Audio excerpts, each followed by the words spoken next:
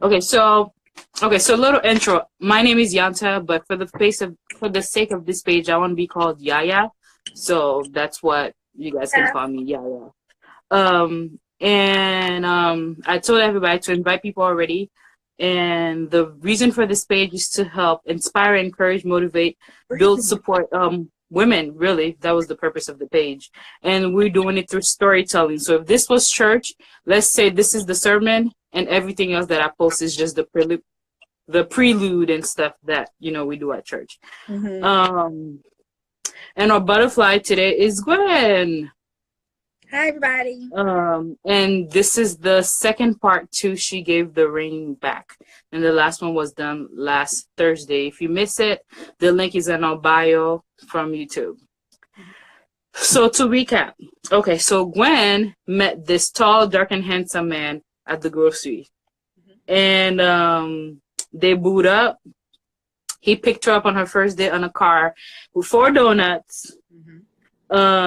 And I love it. And that's when she decided that he could get it in. That was her words, not mine. Mm-hmm. And from there they became, they boot up and they were engaged, and that's where we last left off. Mm-hmm.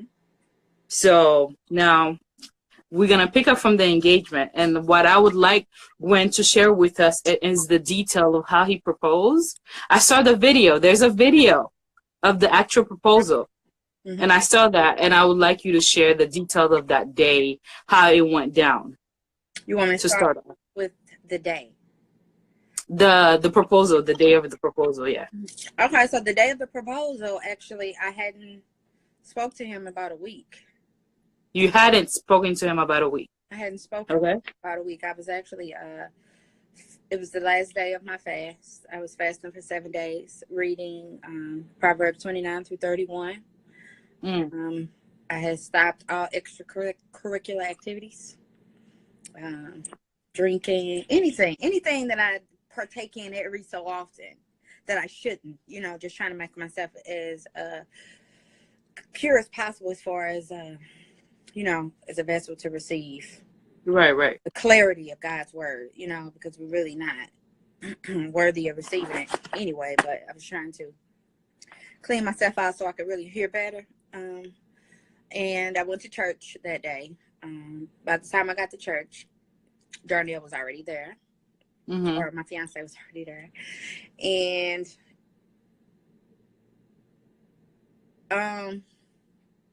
I could tell something was heavy on him. I know something was heavy, but I could tell something was even heavier. So when I went in,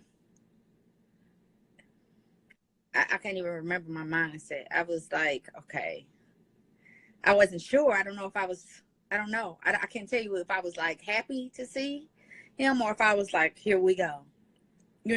What you got for me, God? I was just trying to figure it out. Like, what's up? So that was the first Sunday back that I was there. I had joined previously at a 10-year anniversary. So this was the first day back at the church to where I was supposed to be joined in the church as like official member. So after I sat up front and the pastor said a couple words, introduced me to everybody, even though I visited for quite some time because it's my brother's church. And then all of a sudden, after he said, here's Gwen and welcome her and whatever the case may be, my ex-fiance came up and kind of, I guess, asked for the mic. And he asked for the mic and he started to say some words. And as you can Wait, hold on. What part of the service was this? This was towards the end. This was the end. At the end of the service. So when they welcome you in.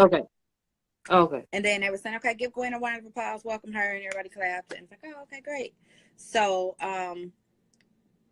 he asked for the mic, and then he started to say some words and got on one knee and proposed. So, how many members is the church? I'm not sure. It's not many, though. Maybe 50. 50. Okay, so was he already attending church? 25 of us there, maybe 20. Okay, so were they so was he already attending church with you? How was that? He had joined the same day I did. Like he joined first, and I followed suit. My daughter followed suit. Oh, okay. And this was at the 10-year anniversary that I had the honor of singing at. Their 10-year anniversary. This was not my church at the time. I visited a couple times, but I hadn't joined. Okay. But at this particular 10-year anniversary, which was at a banquet hall, there was a guest pastor from Baltimore who continually called my ex-fiance out. He just kept calling him out. Like, I know what you are. I know what you up to. I know the kind of person you are. I see right through you. You just need a church home. It was like some kind of divine encounter between my ex-fiance and God. Like, I know it was, because. And this had happened when? This was like a month or so before. Like okay. A month and a half before. Okay, so like before you move on. Like, they was like, welcome to the church. Who wants to join? You know how they do that? Like, if you want to you want to be saved, like an altar call. And they kind of pressured him to go up because, like I said, they kept calling him out at this anniversary, and it was a lot more people there than who attended church. And I think he just kind of felt like, okay, I got to go up now because the man keep calling my name. Like, he kept his name. It was crazy. You had to be there. But so this was my first time back. He had already been once and got joined in, but I wasn't there. Because, like I said, I was single to married. We weren't living together or nothing. Right. So, but we were dating, and we were seriously dating. And like I said, you know what I had been doing. Okay, so he proposed, and obviously you said yes. So after like the proposal, because when you walked in, you weren't sure, like, because you just came out of a fast. So I'm assuming at this point you're like waiting for like answers. And you come out of a fast, you go to church, you get proposed to. What are you thinking? I was thinking that I'm not sure about you, pointing to him. My body was, but I turned around and I started to praise God, and I was like, I trust you. I trust you. I trust you. That's what I kept saying. Cause that's all I could really say. Cause I had to, cause I'm like, okay, I've been fasting. You have this happen. Like, this happened literally, like, this was 7 days of my fast. Right. So I'm like, I trust you, God. I trust you. Like, all right, this what's up. This what you're gonna do. I ain't never had nobody propose to me before. And then at that time, like I said, we hadn't been doing, I don't know, our walk wasn't super spiritual. Mine was, but ours together was a little, it was just cool. You know? Yeah. Okay. So so the picture, like the main picture, that's the ring, right? The picture on the flyer, that's the ring? Yeah, it probably is. Is a ring on there? Yeah, I think your hand had a ring. I chose it because I assumed that was the ring, so that it will go with the My hair was real cute on there. Oh, now I understand. Okay. I mean, it matched with what we're talking about, right? Okay. But okay, so we talk about how did you feel. So did you have like from that? Did you make any wedding plans, like wedding dates, any of that? Not really, no. Why not? As I told you, I was trying to trust God. I went in because you have to understand the stuff that was going on in between. Like, God was already sending me. This was why it was so confusing for me, because God was already sending me signs where it was like, this is him. And then I would get signs where it's like, run. Like, seriously, I never been this confused with God. Like, what you up to, man? Like, I wanted to pull him to the side. Like, if you ever like, I don't know, did something that you shouldn't have been doing. And you probably shouldn't have, but you enjoyed it, but then you're not sure if your parents know about it or not. So it's days where they like super nice to you, and then it's days where they like mean. It's like, she know. Yeah. It's like, why you keep having me wash these dishes, but you dare not say, should I wash the dishes? You know what I mean? Like, why you got me? Because you know you guilty. Mm-hmm. So you're guilty, you just kind of like follow, you kind of like, all right, yes, ma'am. So that's what I was trying to do. But at the same time, days where it was like, okay, this is clear to me. This is what I'm supposed to do. You've forgiven me. There's no condemnation. All this stuff is going on through my brain. Then there's other days where it's like a warning. So I felt like knocking on my mama's door, like, look, do you know or not? Am I in trouble? Like, what's up? Am I in trouble? Well, just give me my punishment already. That's how. Right. That's what I wanted. I wanted to be that clear because, like I said, I was like, well, man, I was really like, I was fasting because I have gotten so many different vibes from my, so many different vibes. Okay. Go ahead.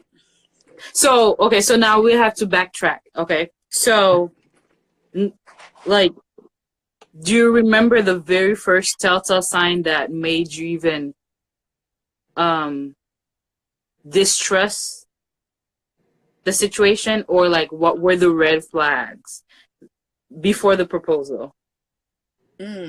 Because you weren't, like you said, you weren't fasting for no reason. No, I wasn't fasting. By then, I had probably got like 4. I had probably got 4 of them. Yeah, this was June. This was June 1st, and like I said, we met August of 2016. Mm-hmm. So the sign I had got before that, like I said, I was all on this single to marry stuff, and I was on this single to marry with my spirituality involved in it. At the same time, my pride was also involved in it. Your pride? Both, yes, because I'm not smashing nobody unless they my husband. Period. Point blank. Right. So it's that mood, and on top of that is, Lord, I'll serve you, and I will not give my body to anybody. This is a temple, you know. So you got two ideas coexisting. So throughout the relationship, I'm adamant about this to him. Like, I'm not nobody's girlfriend. I'm not your girlfriend.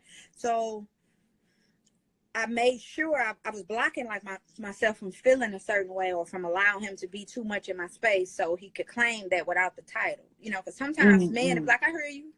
You know, I hear you. That's what's up, baby girl. But then every day, you want to go to lunch, you want to go to dinner, you want to lunch, you want to come over. They occupy all of your time to where even without you saying, I'm not a girlfriend, you're acting as though you want. You know what I mean? You're in position to act. So you're giving up the twat. You over there all the time at his house. You cooking. You checking on him. Hey, you got did you end up paying your insurance bill? Like you putting yourself in this position to where you care too much. Yeah. About him. So now you're not in the oven baking no more as a single, because you kind of excited that a man is letting you be the woman who you are, the responsible woman. The woman who cook for a man, the woman who gonna be a freak for a man. You playing his role, but your mouth is saying, I'm not that. So I was trying to, at that point, walk it like I talk it. Like, you know, ain't no living together. I ain't finna be, whenever you call me, I'm not finna answer. And it was pride. And at the same time, it was like serving the Lord. Like, God got me, I got him. Like, my attitude is that of a stubborn woman. At the same time, I'm that of a loving woman. I'm going to be considerate at the same time. It's going to be a little DMX in her, too, when I check you. You know what I mean? Like, so God was allowing me to be me the whole time, which is confusing. So, therefore, he was giving me, this is my hindsight opinion, confusing answers.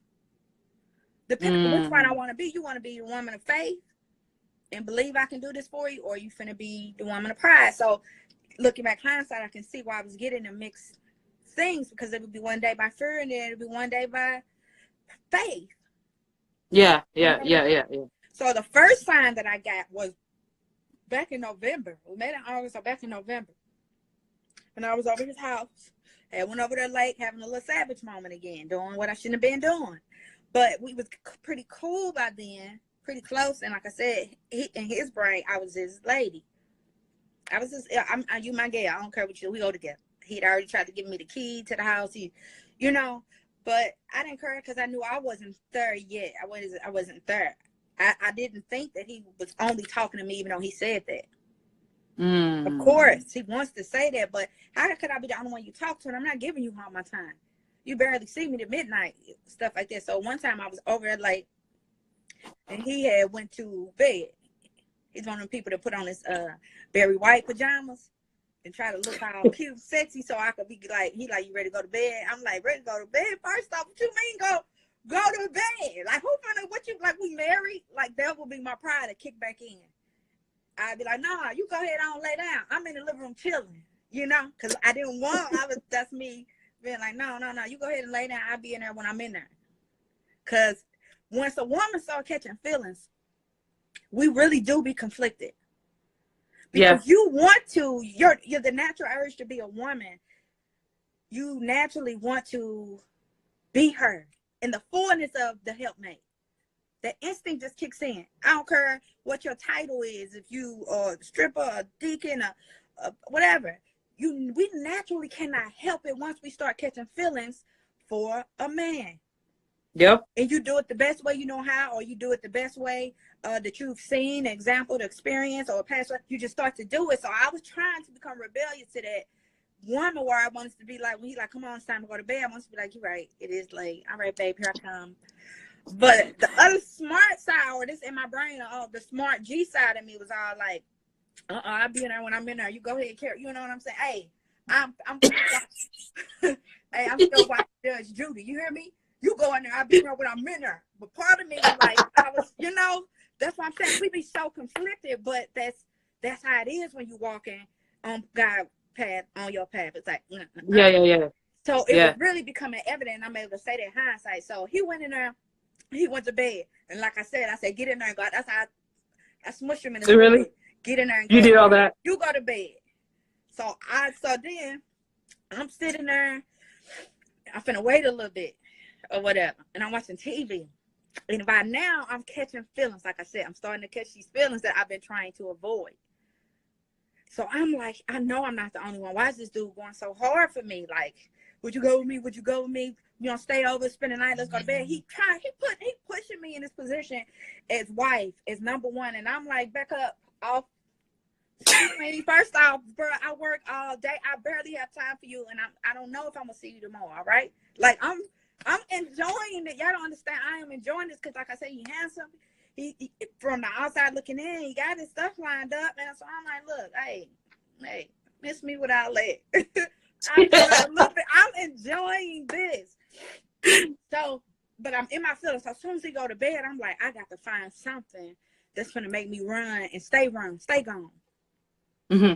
Because you know you catching feelings. And you know how you went into this wasn't no God's way. So what you want to do? Either I'm finna turn the blind cheek and go lay down with possible babe, or I'm finna sabotage my own way. So I was like, I see his cell phone sitting on the table. His cell phone see me sitting on the couch. His cell phone said, come here. I said, okay. I came over. I did. I don't know. So who's that emoji? I went over there to the cell phone. So the cell phone ran up on me like, open me up. I was like, okay, I'll do it. So I opened up the cell phone. Oh my God. I thought about it for a minute. I'm like, okay.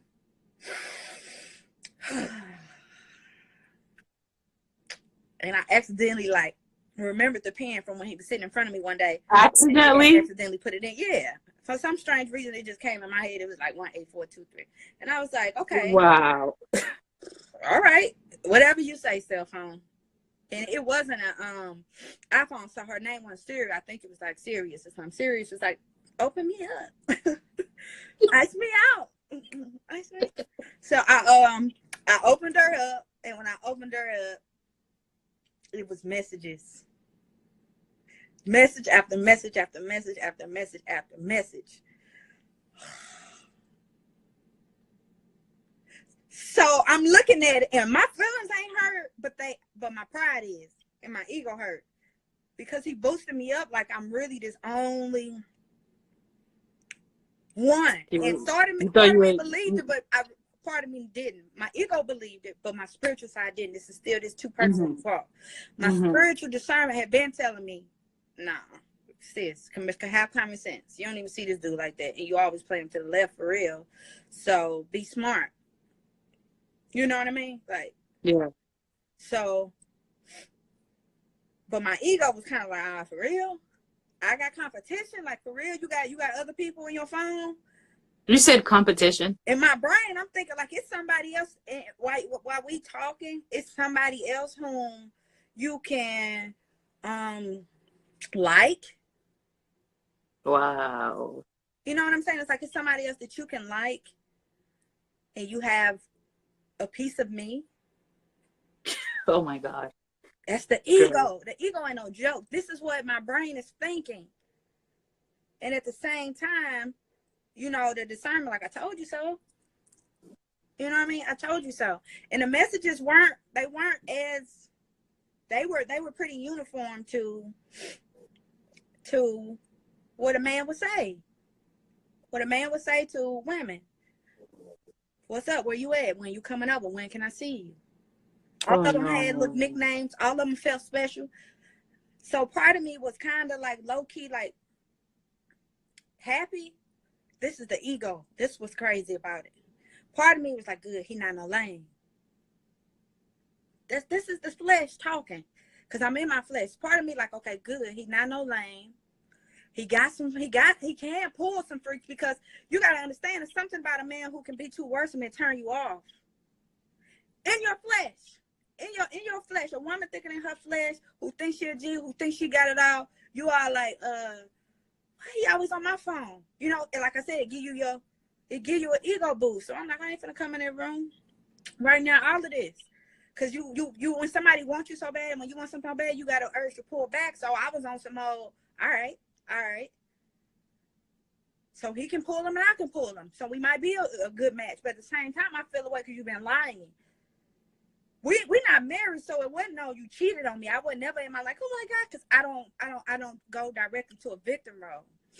But my ego was like, oh, okay. So you think it's a game. So it's all these different emotions. So I'm like, I'm reading them, and it's whack to me on one hand because it's consistent, cheesy game, and they falling for it. And on my fleshy ego side, they not on my level. This is Oh my God. brain. They not on my level. I'm like, bruh. I'm looking at the names, and then a lot of times he'll be like, send me a selfie. They'll send it. I was like, never have. If a man say send me a selfie, you're not finna get no whole body selfie. If you get anything, I say go check my Instagram or go check my Facebook, or when you see me, you could take one. If you'd like to take a picture of me, you might be able to take one. If that's so, but you're not finna just get no picture in your phone. So they were sending them. So he had them in a bag. And then I looked at the thread of our text. And when I looked at the thread of our text, I was the only one who was mentally challenging him. I was the only one who was mentally stimulating him. I was the only one who was really trying to get to the core of who he was.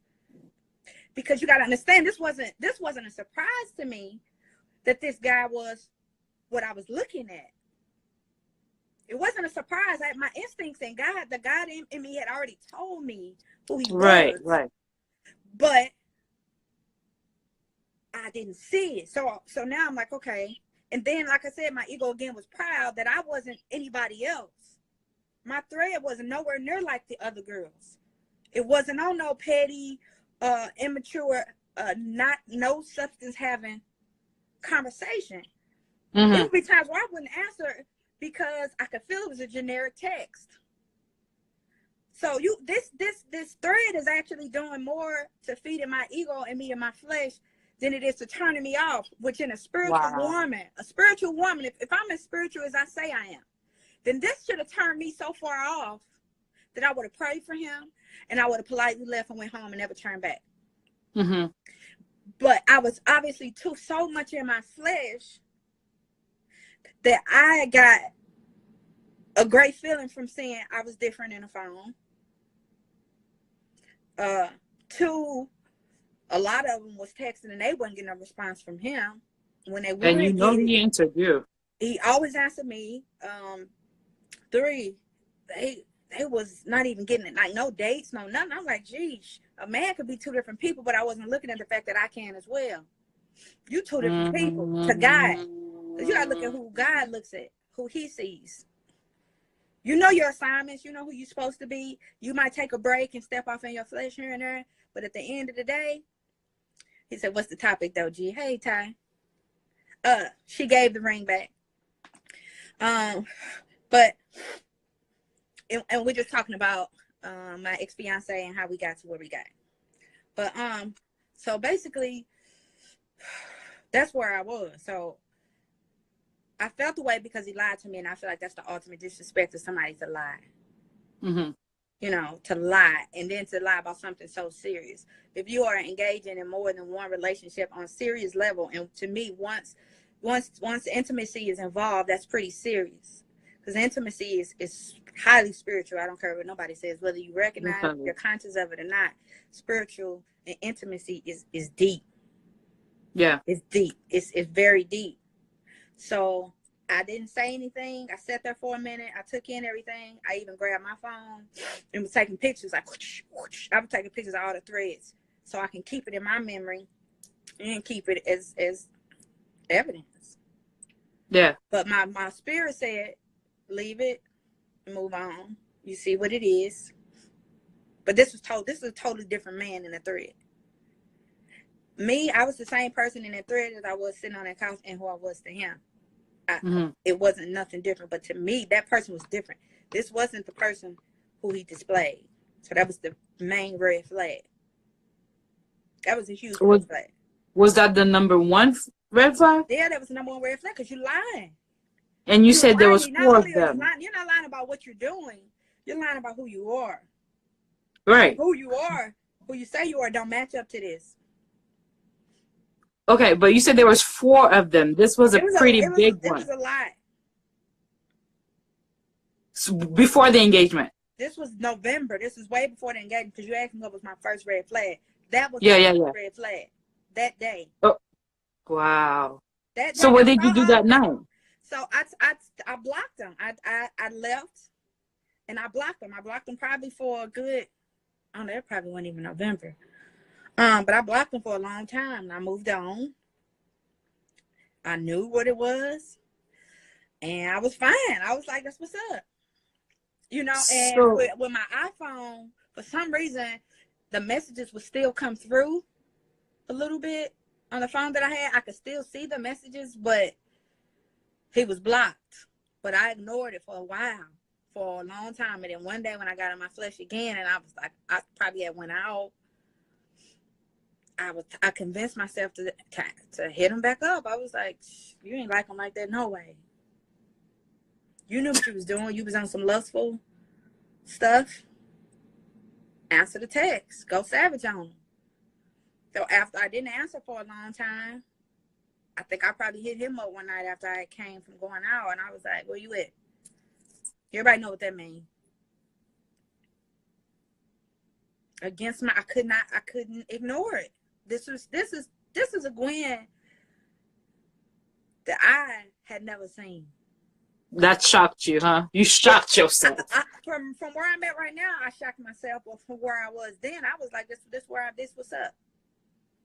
Yeah. Wow. I knew I was fully aware of what I was doing. So I had already seen who he was, but at that night, when I left with my friends, I'm like, where you at? Text back. He seen that text. He hadn't heard from me in a long time. He seen that text like, where you need me to be? Where you need me to be? You know what I'm saying? So I'm like, 5 minutes, I'll be there. That's it. You don't understand how that feeds your ego when you got somebody readily available for you, because I've been on the other side where you was the one where the dude get to hit you up randomly when he want to. And as much as you say, I'll never, ever, ever answer him back, all he do is her. You answer back. He was on that like, this girl ain't finna keep walking around my life, because I probably had blocked him a couple times before that for little stuff that I seen. You know what I mean? But when I went over there, that dude was on it. Oh, I miss you so much. What you did? He fed my flesh so good. Like, even the next day when I was like, I'm finna go do what I gotta do, and I'm up out of there. And he gonna be like, you want to stay and cuddle? I'm gonna be like, look here, where your car keys at? But then I realized I don't know how to start it. But seriously, I left. I mean, I did it, and I just couldn't stay away from him. I couldn't, because I convinced myself to say, you knew y'all wasn't together. What would you expect? Would you expect a man to tell you the truth if he really wants only you? Mm-hmm. Why would you expect him to do that? You asking for something that you probably wouldn't do. But I couldn't fathom it because I had never been intimate with anybody outside of a relationship. Mm-hmm. And I've never been intimate with two guys, even within a 5-year span. You know, like I don't know how my relationship is long. So you can't fathom what you won't do, or you can't fathom what you haven't experienced either. So I was on some old just naive. I really was thinking that I had the stronghold on him, but low key, that spiritual stronghold is way stronger than that fleshy stronghold. Yeah, man. Yeah, and I'm thinking I was savage. He was a savage. But we were savages, but we were savages from different perspective. That's it. So anyway, we just kind of got closer. We kind of, after I finally brought it to him. I think I finally brought it to him. Or even within one of those times where he did text me, I might have just shot one of the screenshots over, like, this why I ain't answering. Yeah. You know, and then I prolonged my escape for a minute, and he like, oh wow, I can't let her go. So it made his chase even harder. Like, that's why you acting like that. I promise you that didn't mean nothing to me. I just because you never gave me no time. You never, I don't even know you to be serious. Like, he had great answers, and that's what helped me convince, like, yeah, that is true. Oh yeah, that's true. I don't be answering. Yeah, I do be kind of dissing. Mm-hmm. So I was like, it fed my ego. His answers fed my ego. Everything fed my ego. Everything fed my flesh. So in the meantime, you got to understand, when you're alone and you driving or you about to go to sleep, you always talk to God, or at least I do. I talk to God in my mess. I talk to God when I'm blessed. I talk to God when I'm stressed. Ooh, write that down. Yeah. Somebody make a t-shirt for me. Okay, but I talk to him. I would talk to him after my savagery, or even when I know I'm responding in a savage way, and I'd be like, God, I need you to make my path straight, because I don't have a mindset to right now. I know I'm tripping, but I'm tripping and I'm enjoying this too much, and I'm right. like, I'm enjoying this. So anywho, that was the first sign. So I started to straighten myself up. I said, stop acting like that, because that's not you. You could be missing out on a good guy. Quit being scared. And after that, after he saw that I had saw those texts, and he made a decision, like, if you serious, I'm serious. After I had stayed gone for a while, he really was consistent and persistent with his efforts. I was like, okay, well, I guess I'll turn into a little bit more of Gwen, the Gwen who I was fighting to be. Wait, Gwen, do me a favor. Move yourself to your left. Like, move your chair to the left. I think all the comments are sliding on your face, and it's bothering people. It's sliding on my face? Yeah, as they go up on our screen, it's covering your face. So if you could move yourself a little bit more. Keep going more left. Yeah, right here is perfect. So, like, both. Yeah, that's fine. Did that help you guys? Why they don't want it? Why come I can't have the comments on my face? Huh? Like that. Oh my God. Okay. Yeah. Okay, so, is that better, guys? Yes. I see a thumbs up. See my pimples, man. Oh no. Okay. Anywho, yeah. So I said, okay, let me do better. Let me just try a little bit more, because it could be a good guy. And then I would try to talk to the guy, and I would be like, get back. I think they may get back to the story. Oh, yeah. Okay. So I started to actually, like, accept his date offers, and just be a little bit more vulnerable, And he started this notebook called Gwen, or Goldie Love, or My Love, or something like that, and he would write me something in her every day. Oh, really? Yeah. To where I didn't pay that much attention at first, but whenever I would go over there, I would see him writing in it, or he'll have it like laying somewhere where I could see it. But it probably wasn't until maybe letter 7 that I opened it and read it one day. And in the letters, they were everything that a woman would want to hear. Oh, Lord. Yeah. Everything a woman would want to hear. The words were amazing. You are beautiful. You are awesome. You have made my life better. Each day, today you wore this red shirt and the way your eyes lit up, you smile. I love everything about you. I love your eyes, your family, your walk, your talk, your flaws, it was yours, and then it'll be an adjective, and then it was a period. And that fed at the time, I thought it was feeding my spirit, because I'm like, Dad, how did he even get a chance to see all of this? It was very detailed. That was your emotions, bro. Your love for God. Yeah, it was like, it was like, so I started to write my letters on my heart to God. Like, God, you know what? I have not been doing right. And I hope I didn't mess up something that you could have had for me, thinking it was something that I did for myself, Like, thinking that me doing what I was doing, being a savage, going to try to smash and dash this man, that it was never going to be right. But he's been showing me consistency from what I want since I met him. I'm the one who's been rejecting him, putting stop signs and stuff. So, of course, everything that I see now, I'm going to see, because I didn't give myself a chance to see him before, because I didn't care. I didn't care who he's dating. As long as you don't have, you're not married, and as long as you don't have a girlfriend and you're single, it's not my, I just made it okay. The only thing I asked was that you would be intimate with nobody while you're intimate with me. And if you are, just let me know and let me have a choice. Whether I want to stay with you or not. You know what I mean? So, yeah. Or stay intimate with you. So we just kind of grew from there. Started spending more time with each other. And, next thing you know, it's January. And then I had another incident in December where I saw a text. It was horrible. And that I was like, we had already decided to, spend more time with him. And that really hurt my feelings that time. That hurt my feelings. And because this was the same dude in the other text. You just hit it better. You know what I'm saying? It's like people don't change, but they do know how to say, or people pretend well. People know how to be whatever you need them to be in the moment. And I think about myself on interviews. You know what I'm saying? I'm going to be extremely proper, and I am very prompt. Yes, sir. Yeah. I'd be like, I hate it when people are late, Mr. Johnson. Trust me, I come 15 minutes every time. But in reality, I'm the latest person ever. I'm very tardy. I've always been tardy.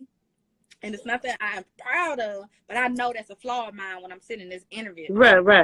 I'd be like, tell me about it. And then, and one time, but you show signs of who you really are. Because I remember one time even asked, I was like, so what's your attendance policy in an interview? What's your attendance policy? Y'all got a you asked him that? Yeah, and then he was like, I was like, no, I don't even need to know about it, Mr. Johnson. I'm never late anyway. So when you get a sign and somebody reveal who they are, you better listen. I know that man was like, okay. Did you get the job? I can't fake it or be a hypocrite when it comes to I see somebody else pretending. But what I can do is encourage the truth in him. Like, you don't got to get that from me, because I get it. You know what I mean? Like, I know how to put on the representation too, but I'm going to only go so far. Yeah. In my brain, you got integrity in certain areas. In the interview, I'm saying this to say, I'm not going to be tardy, because I'm believing it. I'm believing that you're going to do good this time. You're not going to be late. You're going to get up early. You think you've learned, but until you get in that job, and after that 90-day probation, and you start showing up later, you start hitting that alarm clock, and you're like, look, I know we got the point system. I probably won't. You only get a half a point for 10 minutes. Now you know it by heart. And anything that affects you, you're going to know. You're going to know.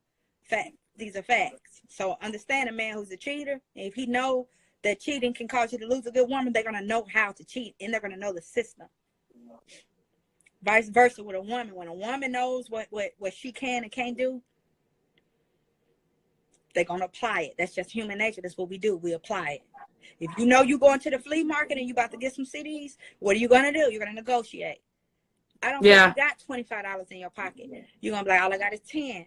How can I get these 3? So I didn't want to play that hypocrite role as if everybody treated everybody the way that they believe we should be treated, or according to their beliefs. You should have a certain line of integrity, but we don't follow that. So once I saw him, I always found a way to reflect back to me and say, okay, what are you presenting? What can you change on? So that would be a very heavy influence on what I went back in, or whether I walked away. But every time I walked away on some, you don't deserve that. Hey, you know how it is. When somebody lie to you, you're going to snap out. You're going to do, you know, when you talk to yourself and you realize your value, and you know, like, look, gee, that might be a deal breaker. Yeah. That's a deal breaker. So what you gonna do? I go back to myself and I say, all right, if I was in his shoes, would I lie? Or you know, I go back and see what I could do differently to make it better. And it's not that I'm saying he deserved to mess up or he get a right to lie to me, but no, I got more to learn. I'm getting something out of this too, because he got a lot of pros, you know, and especially when a man is apologetic. I'm a sucker for apology when it feels sincere, or especially when it's one of those. That's just something that I've learned to do. My whole life, I've learned to get away with things. You know, sometimes I've lied, or no, he called them mistakes. You know, mistakes. I made a mistake. It was a horrible mistake. And it wasn't triggering to me then, but it's triggering to me now, because a mistake is really something that's completely accidental for the most part. Exactly. You know? That's what I was going to say. That was a little too many of those mistakes. Those are choices. But when somebody is before you and it's something that you want, it can sound really good. Yeah. It sounds really, really good. It just does. And it was sounding really good to my flesh. Like, as bad as I've been, because you got to understand, I went into the situation trying to be the savage. Yeah. So I'm surprised that he likes me, because normally you hear when you give off that twat early, the man usually is the one who got the ball in the court. Yeah. Or when you haven't even shown that you haven't shown your fullness of who you are. I know the fullness of who I am.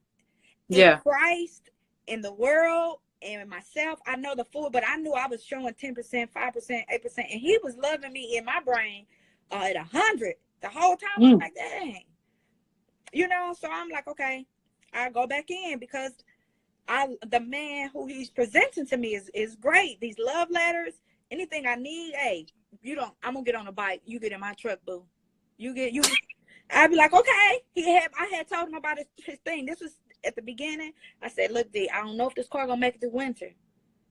You probably should get you something else, just in case. But low key, it was for my ego. I couldn't ride. Once I started to decide we was finna get more serious, I don't know if I could be in that car all the time. You have to put me in the back seat and put a blanket over me. You know what I'm saying? You're not gonna have me, not Gwendy love. You're not gonna have me running around on these donuts like this. Like, what the Krispy Kreme is going on here? You hear me? So low key, that's why I said you got to be careful on which path you're walking on. It was ego, and it was the Christian woman as well. I really was concerned that, look, babe, you probably shouldn't ride this car in winter, because that window, hey, let that windshield hit you in that top of that ear. Windshield get you on top of that ear, or you ain't know you got a little snot, and you arrive at work, and as soon as you get in that heat, you knew that's how you know you got snot. You had no idea until you get in the warm. You get in the warm, you're like, oh, dang. Uh-oh. You know what I'm saying? So I was like, all right. So once he got the truck, this really became bad. He tall, he dark, he handsome, he is sweet to me, very sweet to me. No matter, even when I was being a BITCH, listen to me. He was cooking me breakfast. Do y'all understand? Oh. After I would go over there, and he would pray. Well, he started being smart. He started to see that she got a spiritual side to her. she got a spiritual side, because there would be times where I wasn't with him. I'm like, I'm at church or I'm at Bible study, and he'd be like, hey, she got this whole other person who I was really trying to hide because I was on my savage stuff for real. But he observed it. He was very observant in that. So it'd be times where I go over there and I'm like, okay, don't do it. Try to show your good side. And he will be right with me. By the time I get there, he already got his glasses on, because he wear contacts and glasses. Once he throw them glasses on, they be thick. I think he innocent. You know what I'm saying? It was smooth. He would be innocent. He'll have that Bible out, and he'll have some dinner cooked. Listen, he was that way, and it would be like, God, so you knew my heart didn't want to do it today. I wanted to be on some spiritual stuff. Oh my God, that is the man for me, because it's in, you see what you want to see. And I was saying that. That was like, okay, so we started talking about God, and he was like, what you think, God, he asked me a question, something about the Bible, and the answer would be like, wow. I've never read the Bible from frontwards to backwards, and everything that I say is really just my interpretation, or it is my how I've analyzed it or perceived it, or whatever the case may be. I'm not a preacher and I'm not a teacher, but my understanding, I mean it. Anybody who know me know if I feel like I understand it, or I feel like this is my opinion, I'll state it and I mean it. Right. I know it's just an opinion. I mean my opinions, and I'm not an unsure person. I'm a very sure person. So he asked me some stuff, and that day it was coming to me like, pow, pow. I'm like, Holy Spirit, you on point. You on point. Okay. He was like, so why you think God called Paul Saul, and why you think that? Like, his question was lit. And then he was real handsome with it. He had on his shoulders and stuff, was looking good. And y'all don't understand, a spiritual man is attractive too. He's sexy. The devil is a liar. He was like, so what you think, Paul, when Saul was acting like Paul? I was like, what? You called him Saul and Paul. Let's go to bed. I mean, you really read it. Let's go to bed. I don't want to talk about Paul no more. Where you at? Like, it was seriously. That devil is a liar. That devil is, bro, he be knowing. So I gave him a good answer, and we talked, and when you were talking about the word, my heart started getting the right part. I meant it. I was like, all right, okay. We bouncing off each other, and it could go in a conversation where it goes so long. When you're talking about the Lord, it get good. And we were going back and forth, and he was like, oh, okay, I see what you're saying. That's what he meant. And then he'll give me an interpretation of another part of the word. He's like, all right, let's keep reading. So he was jabbing me and grabbing me in the right places. Me and him was on the same level to me, regardless of the mistakes he made. I knew I wasn't right. You know what I mean? Like, I knew I wasn't, like, my heart desires to please God, but sometimes my actions are not there. These are facts. And on top of that, while I'm talking about his car, my car was completely out. No plates. You know what I mean? Like I got this image where I'm doing good, and my heart is good, and I'm a good person, and I may look good. But financially, stuff wasn't always right with me either. When I'm talking about his car, you ain't even got one that's working. So these are things that keep you there, because low-key, you know who you really are. God knows who you really are. You know who you really are. So you can talk all this real raw like, hey, I know what I am. I know what I'm worth. But then you can sometimes look at your life and be like, you ain't really, the enemy will get in your head and be like, you ain't crap though, for real. Like, you ain't even look what your savings account look like. Or you got all these memes that come up and down on Facebook all day anyway that make you feel smaller than what you having a good day, and they be like, hey, any person that gets to questioning me about they get to ask how much this is, they probably broke anyway. Or all these little slick sayings that be on there, and you be like, yeah, I guess I'm one of them broke people. Or anybody that's gonna wear some this, that, and the other, and off brand that it's all this stuff. Or they'll put on, and you be like, anybody that still live with their relative, man, they on that, you can't say nothing to me. You be like, So sometimes you can fit those categories that people showing so much, and then you start to say you devalue your own self. Yeah. But spiritually, God has already told us who we are and what we capable of. Whether we act on them or not, it's really a choice. That's that free will thing. That activating their free will. And what I've learned so far is the best investment with the quickest return is obedience. Obedience is it. If you're not being obedient, then there's no point of this walk. That's no point. But I was, and what's the quickest way to fall and fail is disobedience. That's not gonna get you no return. It's like putting in $10,000 on a house that's a 50,000 square foot, thinking you about to flip it. You can't flip no 10,000 square feet house with $10,000. You're losing. It's You know, disobedience. And I'm walking in disobedience, but I was expecting the spirit to walk according to my belief. My belief and faith without works is dead. The word of God has never come to life more than in this relationship, and more than in my weakness, and more than in my disobedience than it is in this one. Do you understand? Because I know clearly I was being disobedient, but my heart was faithful to God. I trust you even in my wrong decisions. I'm fully aware of what I'm doing, God, but I still believe that you about to do something for me. And you finna show me what I should be doing. Even though I already know what I should be doing, you finna show me again. You finna show me again, and then you're gonna show me again. And then you're gonna show me again and again, because that's what you do, right? You know? So that's that abuse of grace that you see hindsight. Meanwhile, my fiance is just being him. You know what I mean? So in this now, I've fed my flesh, I've fed my pride, I've fed my ego. The result of that is somebody, but I'm not producing faith in life. I mean, there's no faith fruits. There's only faith in my heart. And meanwhile, God is sending me dreams.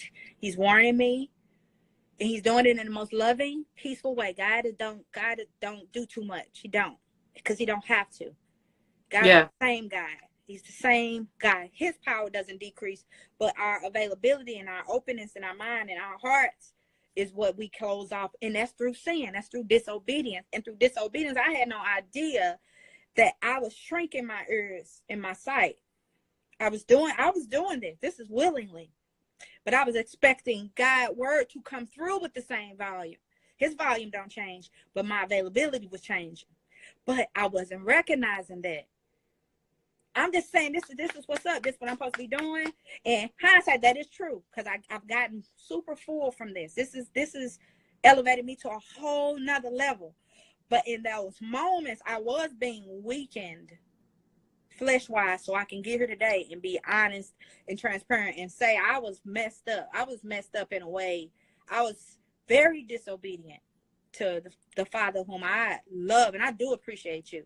So by the time that my ex-fiance had did all the things that he done, and he was, I'm sorry. Every time it was, I'm sorry, and I sincerely believed him. Why was I able to sincerely believe him? Because that is what I said to God every week. Yeah. I am sorry, Lord. I don't know why I keep doing this. You know my heart. Help me, Lord, to be better. Knowing I'm not the person who I present to him when I'm in the pews. Thank you, Lord, for your grace. Thank you for your mercy. All of that, that's true. But when you are not consistent and you plan, now I see how offensive it is.